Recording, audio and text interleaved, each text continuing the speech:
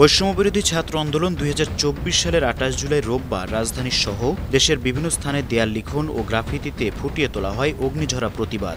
রাজধানীর পলাশীতে বাংলাদেশ প্রকৌশল বিশ্ববিদ্যালয়ে দেয়াল লিখন ও গ্রাফিতি কর্মসূচি পালন করেন কার্টুনিস্ট এবং চারুকলার শিক্ষার্থীরা।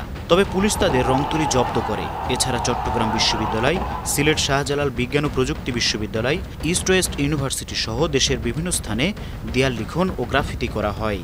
গোয়েন্দা পুলিশের হেফাজতে রেখে কর্মসূচি প্রত্যাহার করার একটি ভিডিও বার্তা দিতে বাধ্য করা হয় কোটা সংস্কারের দাবিতে বৈষম্যবিরোধী ছাত্র আন্দোলনের অন্যতম সমন্বয়ক নাহিদ ইসলামকে।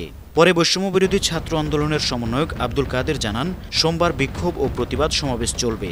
এদিন ভোরে কোটা সংস্কার আন্দোলনের আরেক সমন্বয়ক নুসরাত তাবাসসুমকে গ্রেপ্তার করে ডিবি। 10 দিন বন্ধ থাকার পর দেশে মোবাইল ফোনে ইন্টারনেট সেবা চালু করা হয়। তবে ফেসবুক, হোয়াটসঅ্যাপ, টিকটক সহ বিভিন্ন সেবা বন্ধ রাখা হয়। রাত 11টার দিকে সমন্বয়কদের জিম্মি ও নির্যাতন করে বিবৃতি দেওয়ানোর প্রতিবাদে পরদিন 29 জুলাই আবারও রাজপথে নামার ঘোষণা দেয় শিক্ষার্থীরা।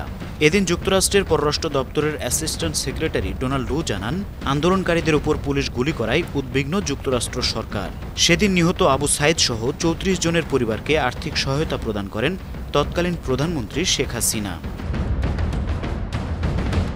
আন্দোলনকে কেন্দ্র করে বিক্ষোভ, সংঘর্ষ, সংঘাত, ভাঙচুর ও অগ্নিসংযোগের ঘটনায় সারা দেশে আইনশৃঙ্খলা রক্ষাকারী বাহিনীর গ্রেপ্তার অভিযান চলতে থাকে।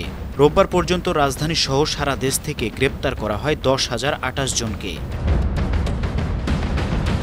28 জুলাই সচিবালয়ে তৎকালীন স্বরাষ্ট্রমন্ত্রী আসাদুজ্জামান খান কামাল জানান, আন্দোলনকে ঘিরে সংঘাত সংঘর্ষে 147 জন মারা গেছেন। News desk, 52 TV.